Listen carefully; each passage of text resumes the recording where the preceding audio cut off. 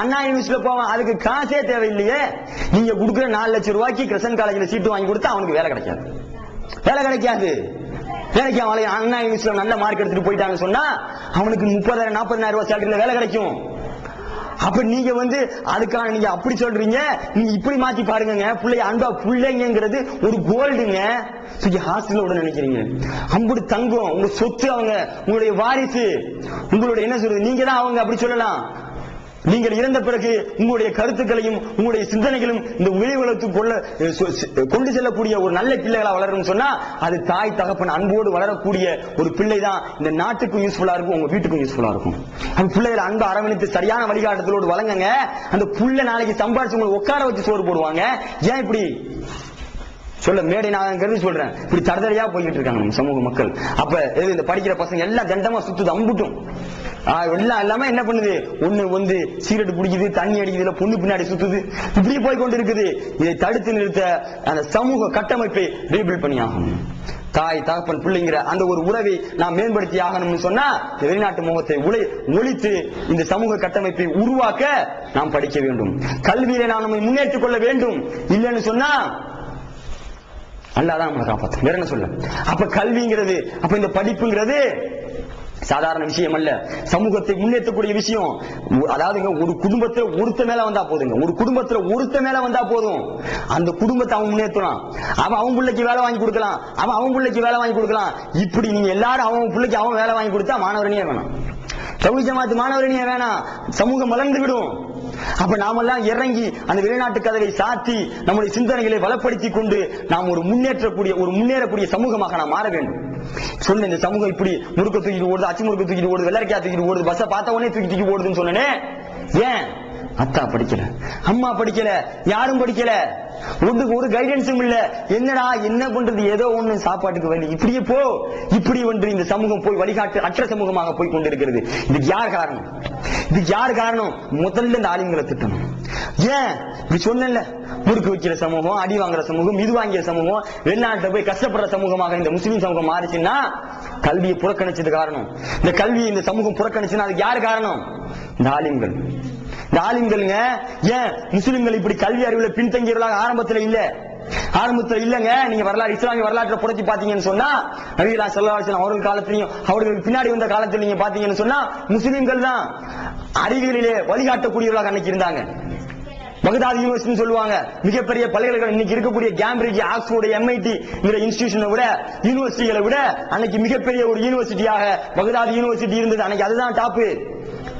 அன்றைக்கு அறிவியலை தீர்மானிக்கக்கூடியவர்கள் முஸ்லிம்கள், மேலாண்மை அந்த புத்தகங்களை எழுதக்கூடியவர்கள் முஸ்லிம்கள், மருத்துவ புத்தகங்களை எழுதக்கூடிய முஸ்லிம்கள், அறிவியல் கண்டுபிடிப்புகளை கண்டுபிடிக்கக்கூடிய முஸ்லிம்கள். ஏன் அன்னைக்கு அவன் சரியாக விளங்கி வச்சிருந்தா படிப்பு என்பது இஸ்லாத்திலே ஒரு கடமை, இஸ்லாத்திலே ஒரு பேசின் விளங்கி வச்சிருந்தான்.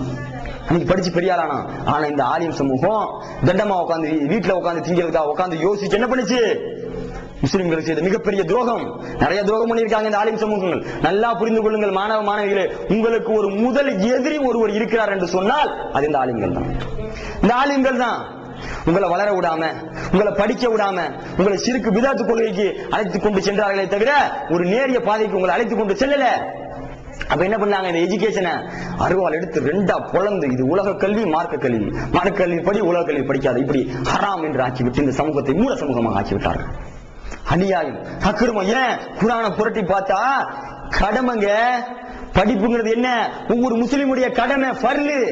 தொழுகை எப்படி உனக்கு கடமையோ, நோம்பு எப்படி உனக்கு கடமையோ, அந்த மாதிரி படிக்கிறது கடமை, ஃபர்லு. இஸ்லாத்தை மறந்ததுதான் இன்னைக்கு காரணம். இந்த சமூகங்கள் கீழே விழுந்ததுக்கு என்ன காரணம்? இஸ்லாத்தை மறந்தது காரணம். நீ ஆலிம்களை நம்பினது காரணம். ஆலிம்கள் எனக்கு சரியான வழிகாட்டுவார்கள் என்று நம்பி ஆடு மாடாக பின்னாடி போனீங்கல்ல, அதுதான் காரணம். இருக்கக்கூடிய பெரியவர்கள் இருக்கிறீங்கல்ல, அவன் முறுக்கு வைக்கிறான், இதுக்கெல்லாம் ஆலிம் தான் காரணம். ஏன்? இவங்க தான் அந்த கல்வியை சரியான முறையில போதிக்கல. இன்னைக்கு தப்லீக் சகோதரர்கள் தொழுகை என்ற ஒரு கடமையை தலையில தூக்கி வைத்துக் கொண்டு ஊர்வலாக போறாங்க. அதுக்கு ஈக்குவலானதான் இந்த எஜுகேஷனுங்க. தொழுகை நோன்புக்கு முன்னாடி அல்லாஹ் தஆலா முதலில் கட்டளையிட்டது படிதான். படி, இக்ரா படி. நபி ஸல்லல்லாஹு அலைஹி வஸல்லம் படிக்க தெரியாதவங்க, அப்படியா பரவாயில்ல படிக்காம விட்டானுங்களா? படி, தெரியாது திருப்பி படி. இந்த நேம் ஆஃப் யுவர் லார்ட், உன்னுடைய இறைவன் திருப்பெயரை கொண்டு படி என்று அல்லாஹ் தஆலா சொல்லி காமிக்கிறான். முதல் 5 வசனத்தை எடுத்து பாருங்க. தொழுகை பற்றி கட்டளை இருக்காதுல, நோன்பை பற்றிய கட்டளை இருக்கா? சயின்ஸ், மருத்துவம், அந்த கரு வளர்ச்சி அல்லாஹ் முதல்ல கொடுக்கறதே பாத்தீங்கன்னா படின்னு சொல்லிட்டு அறிவியலை பத்தி பேசுறான், சயின்ஸை பத்தி பேசுறான், இந்த கரு வளர்ச்சியை பத்தி பேசுறான். எப்படி கருவிலே குழந்தை உருவாது என்று தெரியாத ஒரு விஷயத்தை அல்லாஹ் தஆலா அறிவிச்சு கொடுக்குறான் பாருங்க. படின்னு சொல்லிட்டு முதல்ல எதை கத்து கொடுக்குறான் ரசூலுல்லாஹ்க்கு? மருத்துவத்தை கத்து கொடுக்குறான், அறிவியலை கத்து கொடுத்துட்டு தான் அப்புறம் வர்றான். நீங்க இது எடுத்து பாருங்க, மலக்குமார்கள் மத்தியிலையும் இந்த மலக்குமார்கள் நம்ம ரொம்ப கேவலமா பேசிட்டாங்க. பூமியில ரத்தத்தை ஓட்டக்கூடிய இந்த மனித சமூகத்தையா இறைவாணி படைக்க போறேன்னு கேட்கிறாங்க. அல்லாஹ் தஆலா நம்மளை எப்படி தெரியுமா அந்த நம்மளை கேவலமா பார்த்த அந்த மலக்குமார்கள் மத்தியில நம்மளை எப்படி உயர்த்தி காட்டுறான். 2 பேரை நிக்க வச்சு 2 பேர் நல்லா 2 பேர் சஜிதா செய்யுங்க பாப்போம் யார் ரொம்ப நேரம் சஜிதா செய்வாங்க அப்படின்னு அல்லாஹ் தஆலா டெஸ்ட் வைக்கிறானா? என்ன டெஸ்ட் வைக்கிறான்? ஆளுமே இவற்றின் பேர்களை அறிவித்து கொடுங்கறான். அத மனுஷன் அறிவித்து சொல்றாங்க. அப்ப மலக்குமார்கள் சொன்னா யா அல்லாஹ் நீ விதிச்சு தவிர எங்களுக்கு ஒன்றும் தெரியாது, நீ என்ன கத்து கொடுத்தியா தவிர எங்களுக்கு அதான் சொல்றாங்க. யாரு? அப்ப அல்லாஹ் தஆலா என்ன அங்க டெஸ்ட் வைக்கிறான்? Knowledge, information. அந்த பேரை வரிசையாக அறிவித்து கொடுக்கிறார். அப்ப அறிவித்து கொடுத்தா அந்த இன்ஃபர்மேஷன் அல்லாஹ் தஆலா அன்னைக்கு டெஸ்டா வைக்கிறான். அப்ப knowledge base, Islam is based on the knowledge. இஸ்லாம் அறிவை அடிப்படையாக கொண்ட மார்க்கம். இது ஏதோ சம் ரிலிஜியஸ் ரிச்சுவல்ஸ் பேஸ் பண்ணது இல்ல, 2-3 மாய மந்திரங்களையோ 2-3 சடங்குகளையோ பேஸ் பண்ண மார்க்கம் அல்ல இஸ்லாமிய மார்க்கம். இது முழுக்க அறிவை அடிப்படையாக கொண்ட மார்க்கம். இதே மாதிரி நபியல்லாஹ் ஸல்லல்லாஹு அலைஹி வஸல்லம் அவங்க பாருங்க, போர் கைதிகள் பிடிக்கப்பட்டு வர்றாங்க. அவர்களை விடுதலை செய்வதற்கு பணைய தொகையாக எதை நபியல்லாஹ் ஸல்லல்லாஹு அலைஹி வஸல்லம் வைக்கிறாங்க? பணைய தொகை யார்கிட்ட இல்லையோ எங்கள்ல 10 பேருக்கு கல்வியை கத்து கொடுத்துட்டு போ. காஃபிர் வெட்ட வந்தவன் குர்ஆனை சொல்லி கொடுத்திருப்பான். எதை சொல்லி கொடுத்திருப்பான்? அன்னைக்கு இருந்த சயின்ஸ் மேக்ஸ் எழுத படிக்க சொல்லி கொடுத்துட்டு போயிருப்பான். அவ்வளவுதான் சொல்லி கொடுத்துட்டு போயிருப்பான். அப்ப உயிருக்கு ஈக்குவலாக நபியல்லாஹ் ஸல்லல்லாஹு அலைஹி வஸல்லம் அவர்கள் இந்த கல்வியை மதிச்சாங்க. இந்த கல்விக்கு அவ்வளவு முக்கியத்துவம் கொடுத்தாங்க. படி நாலேஜ் தான். அப்ப படிப்பு என்பது இஸ்லாத்தினுடைய ஒரு பாட்டு அல்ல, இஸ்லாத்துடைய ஒரு பேஸ், ஒரு மூலம். நாலேஜ், அறிவாளி தான் முஸ்லிமாக இருக்க முடியும். குர்ஆன்ல அல்லாஹ் தஆலா சொல்லி காமிக்கிறான். அல்லாஹ் 35வது அத்தியாயத்துல அல்லாஹ்வை 5 பேர்கள் அறிஞர்கள் என்கிறான். அல்லாஹ் அந்த அறிஞர்னா இந்த ஆலிம் நினைச்சுக்காதீங்க, இந்த உலமா நினைச்சுக்காதீங்க. அதுக்கு முந்தின வருஷத்தை படிச்சு பாருங்க. வெறும் சயின்ஸ் மேட்டரா அல்லாஹ்வுடைய படைப்புகளை பத்தி தெளிவாக விளக்கம் கொடுத்து விட்டு தான் அல்லாஹ் தஆலா சொல்றான் அல்லாஹ்வை 5 பேர்கள் அறிஞர்கள் என்கிறான். யார் இந்த விஷயங்கள்லாம் தெரிஞ்சு வச்சிருக்கானோ அவன் தான் கூட அல்லாஹ்வை அஞ்சுவான். அப்ப படிப்பு கல்விங்கிறது நீ உலக கல்வி மார்க்க கல்வி இவன் பிரிச்சு வச்சிருக்கான். இஸ்லாம் பிரிக்கலங்க. இருக்கக்கூடிய பெரியவர்கள் சொல்றேன், என்ன தைரியத்துக்கு நீங்க படிக்காம இருக்கிறீங்க? நல்ல வேலை வாங்க சொன்னா தொழுக போறீங்க, நல்ல விளங்கி வச்சிருக்கீங்க. என்ன தொழுகாட்டி அல்ல அடிப்பான விளங்கி வச்சிருக்கீங்க. தொழுக நான் ஏன் தொழுகணும்? நான் ஏன் தொழுகிறேன்? அல்லாஹ் குர்ஆன்ல சொல்லியிருக்கான்னு தொழுகிறேன். அல்லாஹ் குர்ஆன்ல சொல்லியிருக்கான்னு தொழுகிறேன். அதே அல்லாஹ் தான் குர்ஆன்ல சொல்லியிருக்கான் படின்னு சொல்லியிருக்கான். அப்ப தொழுகாட்டி அல்ல அடிப்பான விளங்கி வச்சிருக்கீங்க, படிக்காட்டி அல்ல அடிப்பான ஏங்க விளங்க மாட்டி வச்சிருக்கீங்க? அது மட்டும் அதுக்கு என்ன லோ வேல்யூ?